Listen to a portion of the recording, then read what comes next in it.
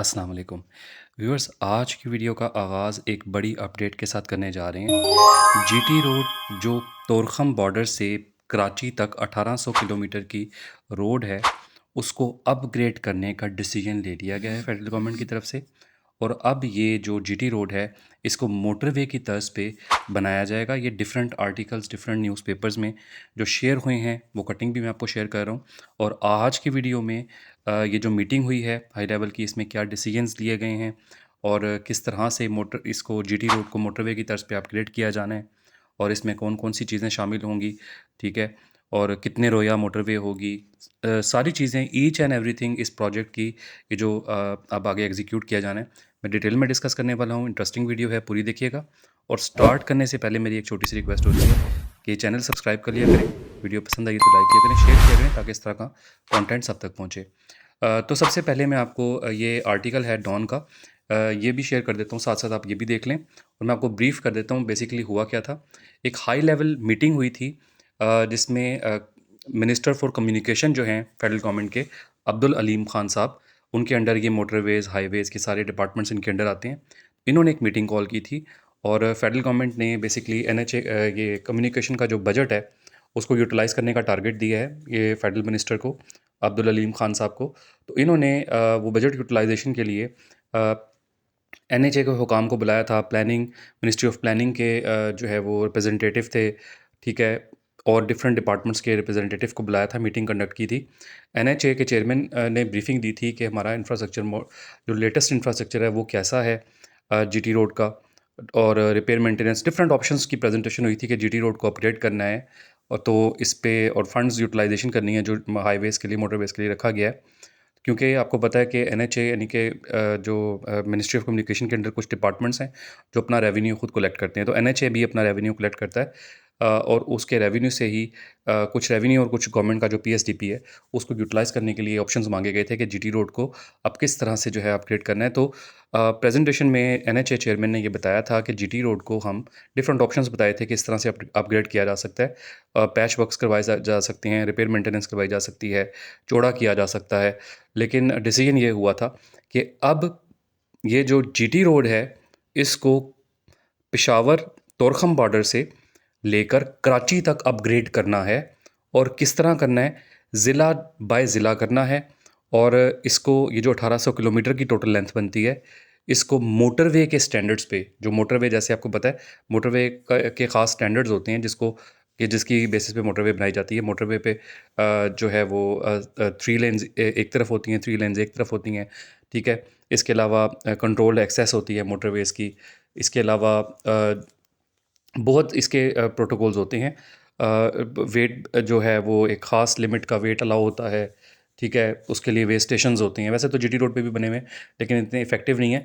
तो अब इसको भी, ये जो जीटी रोड को अपग्रेड किया जाना है, 3 लेन एक तरफ होंगी, 3 लेन्स एक तरफ होंगी, और बाकी भी सारा इंफ्रास्ट्रक्चर जो है वो उसको अपग्रेड किया जाएगा, चौड़ा किया जाएगा। जहाँ पे कई जगहों से जीटी रोड चौड़ी है, कई जगहों से जीटी रोड जो है वो तंग है। तो इसको जो है वो ओवरऑल चौड़ा भी किया जाएगा, मोटरवे की तर्ज पे बनाया जाएगा। और ये होगा कि इसको ज़िला बाय ज़िला जो है वो करना है और 2 फ़ेज़ेज़ में करना है। ज़िला बाय ज़िला करने का मकसद ये था, डायरेक्शंस जो दी गई थी कि लोगों को, क्योंकि जीटी रोड एक मेन आर्टरी है, ट्रैवलिंग ज़्यादातर इन्हीं जीटी रोड्स पे होती है, और मोटरसाइकिल, चिंची रिक्शे, बहुत सारी इस पे आपके लिए हर तरह की ट्रैफ़िक अलाउ होती है। तो इसी वजह से इसको, क्योंकि रश होता है, इसको ये प्रपोज़ किया गया है कि इसको यकदम काम नहीं शुरू करना, इसको ज़िला बाय ज़िला करेंगे, यानी कि कोई ख़ास पोर्शन पे काम करेंगे और बाकी जो है वो उस पे काम नहीं हो रहा होगा। इस तरह से जो है ना इसको कंप्लीट किया जाना है। ये एक लंबा प्रोजेक्ट है। बताया जा रहा है कि इसको 2 फ़ेज़ेज़ के अंदर करवाया जाएगा। फ़ेज़ 1 जो इसका स्टार्ट करना है, वो इस करंट फ़िस्कल ईयर के एंड तक उसको कंप्लीट किया जाना है। ये बहुत आप कह लें कि स्ट्रिंजेंट किस्म का टारगेट है। स्ट्रिंजेंट किस्म की डेडलाइन्स हैं, टारगेट्स हैं, जो कि पूरे होना बहुत मुश्किल है। लेकिन ये ब्रीफिंग में ये बताया गया था कि इसको इन्हीं 2 महीनों के अंदर कंप्लीट करना है। ठीक है, ये जो 2 महीने रह गए हैं अभी, आप देख लें कि मई का महीना है और जून का महीना है, ये 2 महीने रह गए हैं करंट फिस्कल ईयर ख़त्म होने के। तो बहरहाल ये होता हुआ तो शायद नज़र ना आए, लेकिन अगर ये इन्होंने प्लान कर लिया है, इरादा कर लिया है, तो हो सकता है कि ये काम को बहुत फ़ास्ट पेस पे करवाना चाह रहे हों और बहुत फ़ास्ट पेस पे हो। जिस तरह मॉडर्न स्टाइल्स की इंटरनेशनल मोटरवेज़ होती हैं, इंटरनेशनल हाईवेज़, मोटरवेज़ होती हैं, उसी स्टाइल पे जीटी रोड को अब कन्वर्ट करना है। जैसा कि आपको मालूम होगा कि जीटी रोड पे बहुत ट्रैफ़िक, रश होता है, कंजस्टेड होती है कई जगहों से, तो उस चीज़ को भी मद्देनज़र रखते हुए इसको अपग्रेड किया जाना है। ये बहुत बड़ी अपडेट है कम्यूटर्स के लिए, क्योंकि बहुत सारी ज़्यादातर जो ट्रैफ़िक है वो इन्हीं पे ट्रैवल करती है जीटी रोड्स पे। कंट्रोल एक्सेस करना इसको मुश्किल है, क्योंकि मेन आर्टरी जो है वो व्हीकल्स की मोटरवेज़ के अलावा यही होती है, तो अगर इसको भी कंट्रोल एक्सेस कर दिया जाएगा तो डेफ़िनेटली फिर मुश्किल हो जाएगा लोगों के लिए ट्रैवल करना। तो इसको कंट्रोल एक्सेस वाला जो चीज़ है उस वो डिबेटेबल है, अभी उस पे बात फाइनलाइज़ नहीं हुई, लेकिन जो उसकी अपग्रेडेशन है मोटरवे स्टाइल पे, वो तो डेफ़िनेटली हो रही है और उसकी अप्रूवल हो गई है, काम अब उस पे शुरू हो गया है। ठीक है? इस तरह ये एक बहुत बड़ी अपडेट है। मतलब जीटी रोड क्योंकि मेन रोड है जिससे सब फ़ायदा उठाते हैं, तो एक ये बहुत बड़ी अपडेट है लोगों के लिए जिन्होंने डेली बेसिस पे ट्रैवल करना होता है जीटी रोड से। ठीक है? एक ये बहुत बड़ी अपडेट है।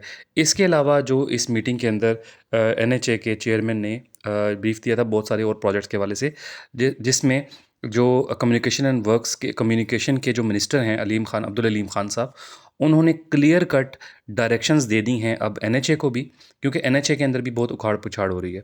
एनएचए में, क्योंकि एनएचए आपको मालूम होगा कि एक फेडरल गवर्नमेंट का अदारा है, तो उसमें बहुत ज़्यादा करप्शन नज़र आई है, बहुत ज़्यादा काम स्लो हैं, और अभी एक डायरेक्शन ये भी दिया है, बहुत सारे लोग रिंग रोड एसएल4 का भी पूछ रहे हैं, और भी प्रोजेक्ट्स के बारे में पूछते रहते हैं लोग मुझसे।